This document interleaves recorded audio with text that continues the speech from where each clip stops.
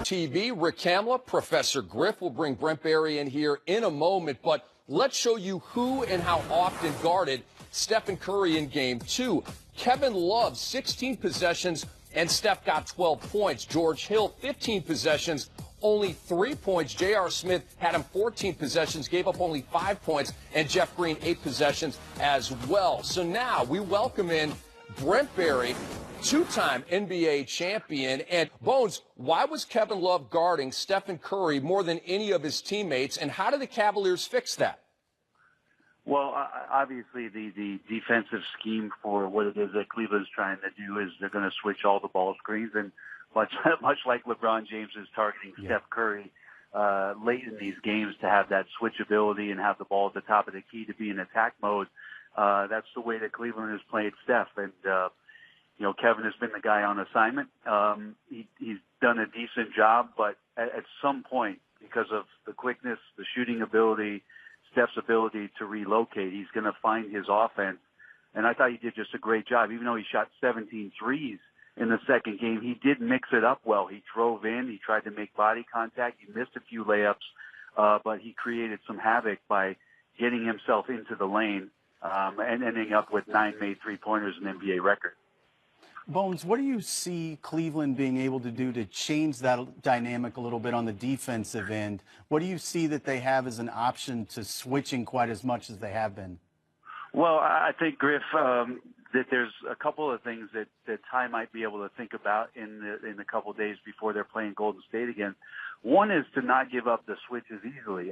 We know that, you can create a switch. It's usually with a hard screen because there's contact and the defender can't get back, and so you elect the switch. I think if they don't give up the switch as easily and put themselves in those situations of disadvantage with it, whether it's Steph against Kevin Love or however else it goes down, George Hill against Kevin Durant, whichever way, just don't give them up as early. Step 2 you could go to is you could actually start trapping on the pick and roll if you wanted to. Maybe the big guy's active enough to have high hands. You could pinch in from the corner and make sure that any pass out of the double team goes away from the basket. It gives you time to recover in possessions.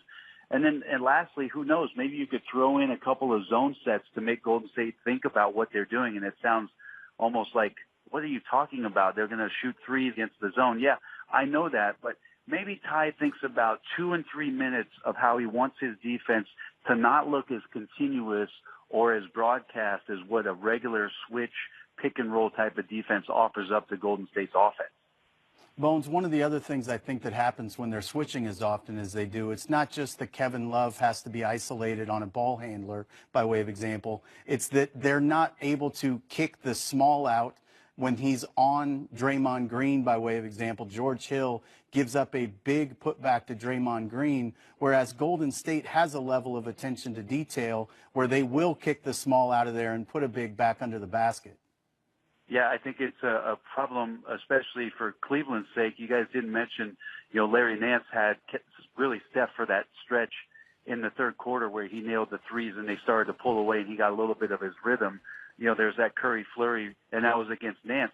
You're taking away a big guy from what it is that's important with regards to securing your defensive possession by finishing off the possession with the rebound. And so one less of your bigs, one less of your dynamic big guys who's in there for positional rebounding is away, and one more of Golden State's guys, whether that's Draymond Green or Kevin Durant, could use their length on the inside, get to the glass, and maybe create a second possession. We saw that with Green. We saw it several times with David West in the second quarter. So that becomes problematic the more you switch. Bones coming from downtown Cleveland right here on Game Time, and I want to ask what the Warriors changed defensively on LeBron James in Game 2.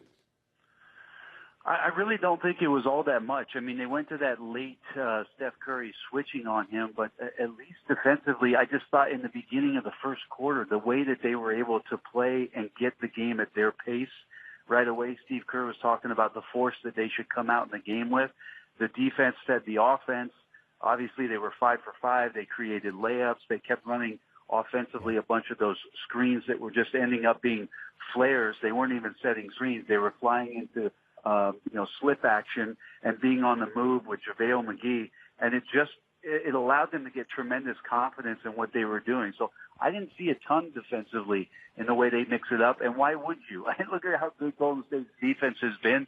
There's not a lot that they need to do other than come out and prove on that end how good they can be when they switch. And as Griff said, kick guys all around and scramble. They did that early and often and got their confidence.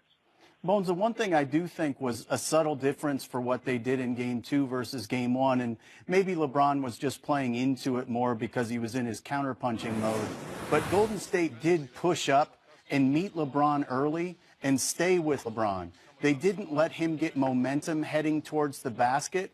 You know, LeBron's not a quick twitch, change of direction guy in space. He's a momentum guy rolling downhill, and they took some of that away by really pushing up on him. But the other thing I think they can do, and you and I talked about this as well, is if they could start to use LeBron off the ball and maybe generate some offense with Kevin and Kyle. Yeah, I agree with that, Griff. To have a secondary playmaker would be huge. The last two quick points I'll make is McGee starting was huge because if there is a drive to the basket, now you have a guy to swallow it up. He was so good in the first quarter. Again, that was a great basis for confidence for their team. And the other thing, Griff, remember the one possession where it was late in the clock? Steve Kerr elected to even run Kevin Durant and Draymond Green up on a full court situation to make sure that LeBron didn't get a full head of steam. It might have been right at the end of the third quarter. There was great attention to making sure that LeBron's steps, however calculated they were going to be in the half court and not coming from beyond half court where he's absolutely unstoppable. All right, Bones, one more for you. I want to ask you about Kevin Durant. 26 points in each of these games, but the shooting was vastly different. 8 of 22 in Game 1, 10 of 14 in Game 2. What adjustment did he make? Sounds weird, but Kevin Durant maybe got out of his own head searching for his offense out of isolation plays. Look at the usage rate between Games 1 and 2 and how much more Steph Curry had the ball to create some offense so that Kevin Durant could catch the ball. And even Coach Van Gundy during the broadcast was talking about, I love this. Kevin Durant's just catching, making quick moves, taking advantage of George Hill on the block. So it's really just him getting out of his own way and letting what that Golden State Warrior offense can do for him, playing hyper efficient in Game 2. Bones, we appreciate the time, man. We will be watching as you and all the great people in Cleveland bring the world some fantastic coverage here on NBA TV. Be well, Bones. We'll talk soon. Looking forward to it. Thanks, Chris. Thanks, Dan. Thanks, Bones.